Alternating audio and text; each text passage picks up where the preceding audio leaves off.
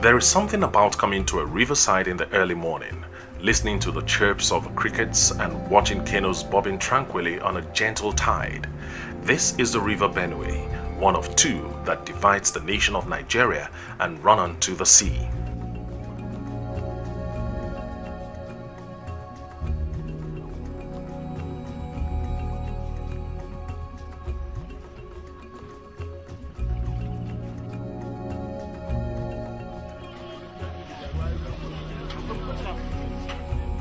As with every other major water body in the world, many people's lives depend on the river.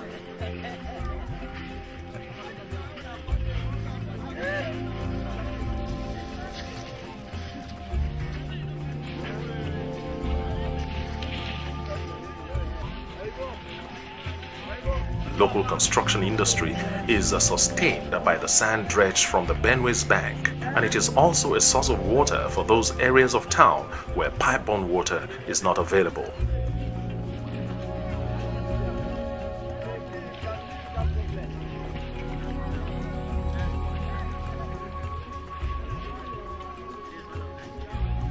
The River Benue has its source in the Adamawa Plateau of northern Cameroon, and for the first 240 kilometers, it falls 600 meters in waterfalls and rapids.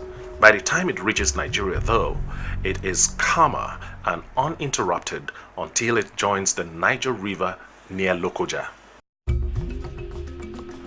Atahiru of Alot Engineering of Nigeria and Tim Backett of Tim Backett and Alot UK have set out to see firsthand what the River Benue is like in this season before the proposed dredging of the river by their various firms begin.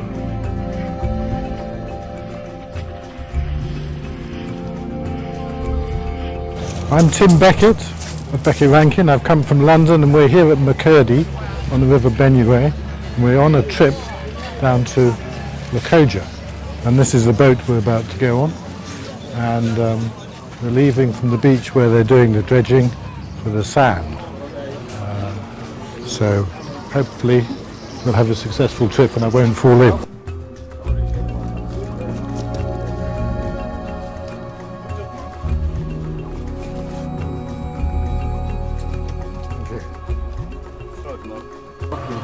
I think we're just about to start up the engines and be off, and it'll be goodbye to Makurdi.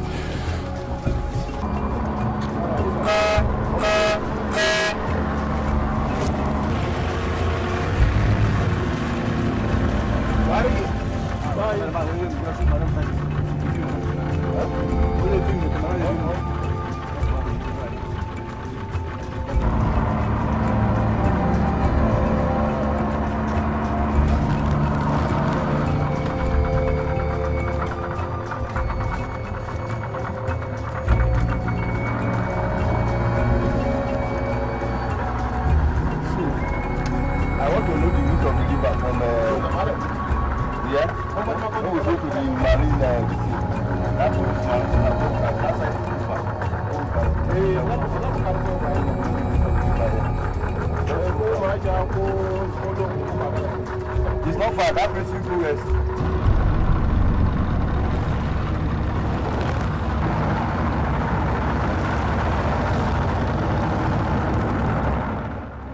At the time of this trip, though, it is a dry season in West Africa and the river is low. Nevertheless, it is wise to wear protective gear such as life jackets while on the water.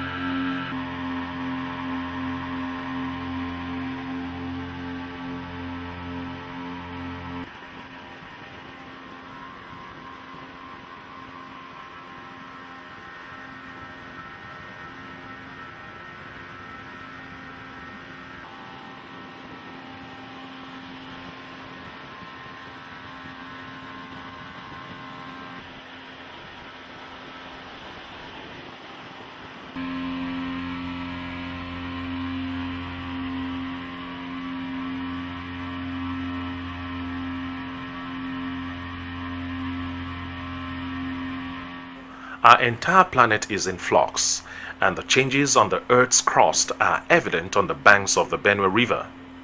Waterways are altered over time, and it is clear that one of the river's banks is eroding, while the other is silting up.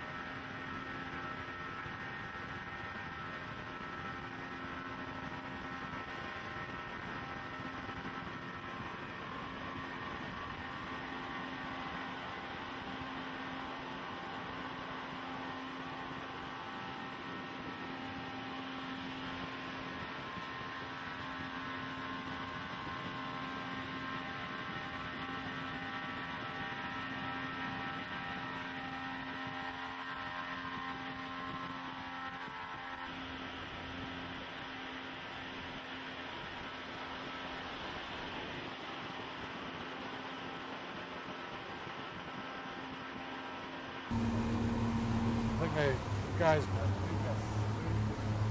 Okay, if we move too fast, we'll upset their boat. We can find them.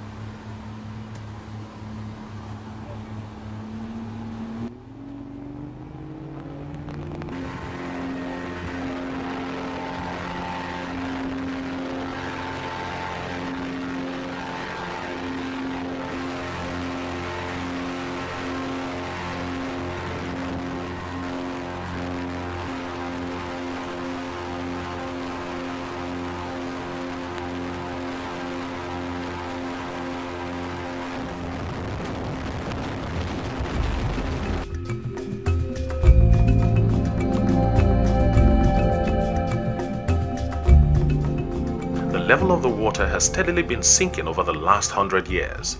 Climatic phenomena such as global warming as well as human activities have been blamed for these changes.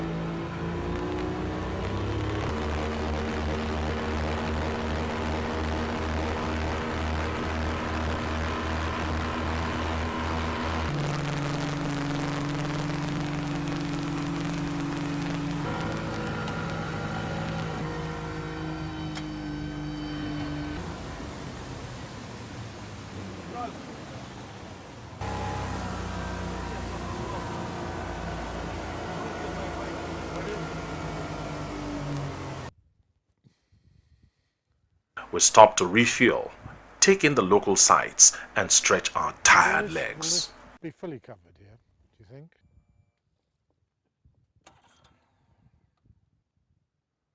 So we've got to be a bit careful. And the other thing is, at the moment, they're all paddling their canoes against, 3 knots of current. If you increase the speed of the current, then they might have a bit of trouble getting upstream. They'll all want outboard motors then. Yes, they will need some power. So we've got to be a bit careful about too much increase in velocity. So what's the current like in the rainy season? In the rainy season, current will be almost 6 to 7 knots. Right, so you can't paddle your canoe against that? Yeah, like one of Lokoja Bridge. That one is almost 10 knots. Yeah, maybe some area you see this sharp sand that is piled up. Yes, well that all looks recent, doesn't it? Recently deposited, whereas all of this looks as if it's been here a few years and got a bit of vegetation on it. Yes, this one you have. So presumably all the fishermen. Like the one you have, those dried the vegetation is dried, which means there was water. But no, as soon as water is going down, because of these are manures that he brought here, then it become very green. If you plant a sweet potato here now, it's very, very good. So they all these fishermen move ashore. Yeah, we have a lot of fishermen.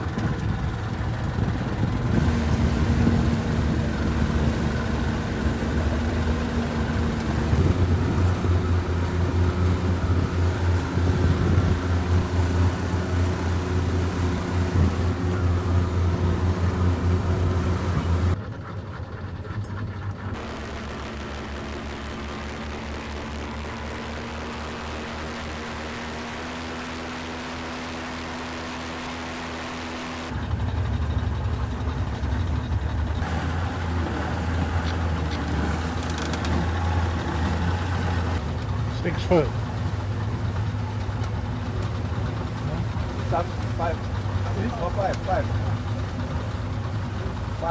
Five. In several places where the water was too shallow for the twin engine of our craft, they were shut down and the boats hauled manually over the obstruction. The government of Nigeria has a plan to dredge the Benue, as it is presently doing to the Niger, to allow year-round navigability. This, along with the need for a solution to the silting of the Benue River, is the reason for the present expedition tracing the river's route from Makurdi to Lokoja.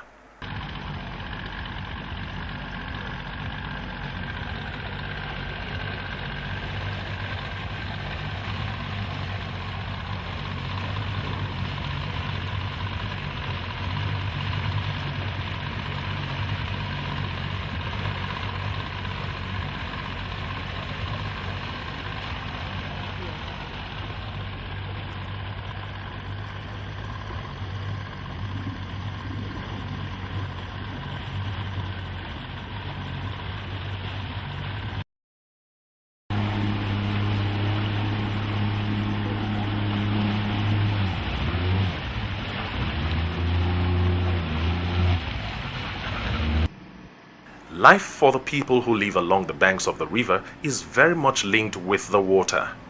Canoes of various sizes ferry fearless locals and adventurous visitors to and from the towns along the river, as they can navigate the waters all year round.